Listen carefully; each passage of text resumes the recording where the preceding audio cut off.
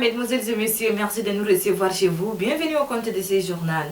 Le président de transition, président en exercice du sommet des chefs d'État et du gouvernement de la commission du bassin du lac Tchad, le général Mohamed Idriss Déby Itno, a reçu en audience ce 16 janvier 2023 l'ambassadeur Maman Nuhu, secrétaire exécutif de la CBLT. L'entrevue qui intervient au début de leur mandat respectif a permis aux chefs de l'État de fixer les caps avec en ligne de mire la réalisation de l'étude de faisabilité du projet amélioration de l'hydrologicité du système Chari-Logon et de l'aménagement des berges du Chari. On fait le point avec nos confrères de la présidence de la République. N'Djamena est devenu le centre de décision pour la commission du bassin du lac Tchad, CBLT. En plus d'abriter le siège, le Tchad, à travers son président, assure la présidence tournante de l'organisation. Quelques semaines après son élection, le président de transition, général Mohamed Idriss Déby Itno, s'entretient avec le secrétaire exécutif de la CBLT, l'ambassadeur Maman Nuhu.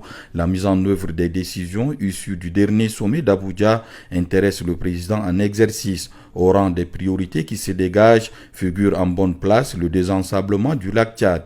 Pour ce faire, un projet intitulé « Amélioration de l'hydrolicité du système Chari-Logon et de l'aménagement des berges du lac Tchad » est mis en place. Instruction ferme a été donnée par le chef de l'État afin que la commission engage l'étude de faisabilité de ce projet dont l'importance est expliquée par l'ambassadeur Maman Nuhu. Le projet phare qu'on va aborder dans cette année, c'est-à-dire le projet pour l'amélioration de l'hydrolicité des tributaires du lac Tchad pour dégager l'eau, pour laisser l'eau couler librement vers le lac. Parce qu'il y a certains endroits qui sont bloqués, qui sont ensablés. Donc il faut les dégager pour laisser de l'eau passer, sinon on va continuer à avoir des inondations ici et là. Surtout au niveau de Massénia, Yaéré et Naga, et puis un peu à N'Djamena. Donc c'est le travail approfondi de faisabilité pour ce projet qu'on va faire maintenant. À côté du désensablement, le financement du plan d'action stratégique adopté par le sommet d'Abuja paraît également comme une priorité pour le chef de l'État. Il engage la commission et le président en exercice du Conseil des ministres de la CBLT à l'effet d'accélérer l'organisation de la table ronde des bailleurs en N'Djamena. La même diligence est également demandée par le chef de l'État s'agissant de la mise en œuvre des autres décisions issues de la plus haute instance. C'est fort du soutien du président en exercice que le secrétaire exécutif de la CBLT, l'ambassadeur Maman Nuhu, quitte la présidence pour ses bureaux situés à Ingé du palais Toumaï.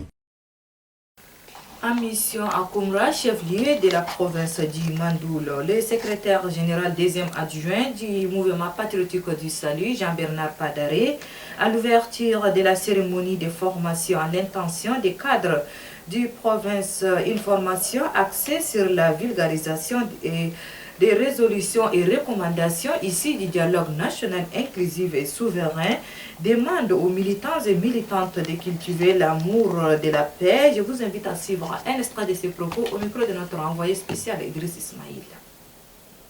Simple. Nous devons ensemble analyser, interpréter, rendre plus digeste les différentes résolutions et recommandations suivi du cahier de charge de la transition qui ont été adoptés lors du dernier dialogue national inclusif souverain tenu à N'Djamena. Comme le secrétaire général provincial, suivi du chef de mission du bureau politique national de la province du Mandou, ont pu dire, beaucoup de nos camarades n'ont pu être représentés à cette grande messe. Et il fallait être docteur Haroun Kabadi pour avoir l'ingénieuse idée de faire en sorte que tout ce qui a été décidé au niveau du dialogue national inclusif souverain soit disséminé au sein des militants, des partis alliés du RPS et de la population de toutes les 23 provinces du Tchad. Ils ont essayé de travailler, de sacrifier de leur temps pour nous permettre, nous tous qui aimons ce pays, qui voudrions véritablement traduire dans les faits l'objectif du président de transition qui est de refonder le Tchad nouveau. Et pour cela, le programme s'est déroulé comme ce que vous avez eu à dire, le modérateur. Mais il se trouve. Et puis, les réseaux des journalistes tchadiens pour la nutrition en partenariat avec le projet Formanit organise du 17 au 18 janvier 2023 à la Bibliothèque nationale des journées portes ouvertes, couplées à la foire des acteurs de transformation des produits locaux sous les thèmes nutrition et surpoids des enfants, adolescents et adultes. Le récit de Omar Mohamed Ida. Promouvoir la santé et la nutrition des enfants au Tchad, que le réseau des journalistes tchadiens pour la nutrition organise ces journées portes ouvertes couplées à la foire, sous les thèmes nutrition, surpoids des enfants, adolescents, adultes, que la cérémonie a commencé et a vu la présence du secrétaire général adjoint du ministère de la Santé publique et de la Prévention, des coordonnateurs des programmes et des projets ainsi que les autres invités venus pour la circonstance. Dans son mot d'ouverture, le secrétaire général adjoint du ministère de la Santé publique et de la Prévention, Dr Mohamed Hamid Ahmad, exhorte le média dans leurs ensembles à s'investir dans le traitement des émissions allant dans le sens de faire changer et sauver les vies. À la fois avec les acteurs de transformation, les partenaires, les ONG et voir dans le domaine de la nutrition, afin de transmettre l'information sur la nutrition et j'exhorte le média dans leur ensemble à s'investir dans le traitement des émissions allant dans le sens de faire changer et sauver des vies. C'est aussi la volonté des plus autres autorités du pays et surtout le président de la République de l'État, le président Ahmed Kisté. Nous devons aussi investir dans l'aide humaine. Il faut que le personnel sanitaire soit hautement qualifié et capable d'informer les patients et les défendre. Il faut que chacun et chacune ait les moyens et les connaissances nécessaires pour prendre soin de sa santé et de celle de sa famille en matière de nutrition. La visite des responsables nationaux et internationaux à l'exposition des différents produits locaux et la photo des familles ont mis terme à cette cérémonie. Et puis en culture, pour boucler cette édition, lancement officiel ce 16 janvier 2023 de la 3e édition du Festival N'Djamena Film organisé par l'Association tchadienne pour le développement du cinéma au Musée national. Et c'est le ministre des Affaires culturelles, du patrimoine historique, du tourisme et de l'artisanat, Abakar Rosi Teguil, qui a lancé la cérémonie.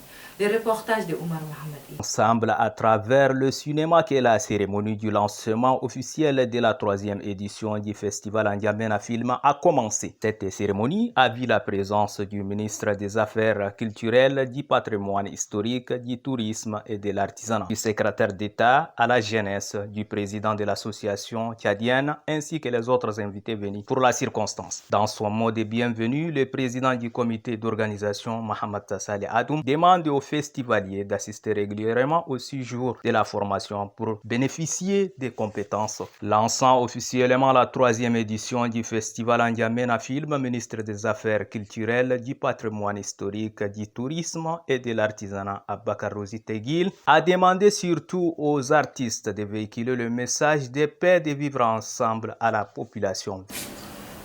Au moment où notre pays a entamé la 2e phase de transition, l'apport des cinéastes dans la sensibilisation de nos populations s'avère crucial et très important.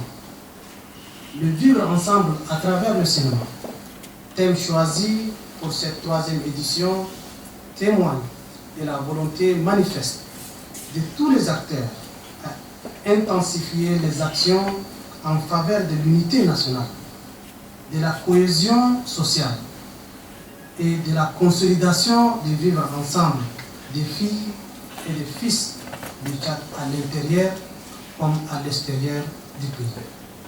Je me réjouis de cette belle initiative qui s'inscrit dans la droite ligne de la politique du gouvernement, d'Union nationale de transition et du vision de son Excellence, le général Mohamed Idriss Déby Itno, président de la République, chef de l'État, qui œuvre sans relâche pour la consolidation de la paix et l'unité nationale à travers la culture et les arts.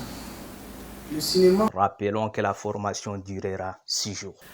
Et c'est avec cette page culturelle que s'achève cette édition. Merci de l'avoir suivi. Au revoir et à demain. Bon suite de programme sur la télévision en 24. Merci.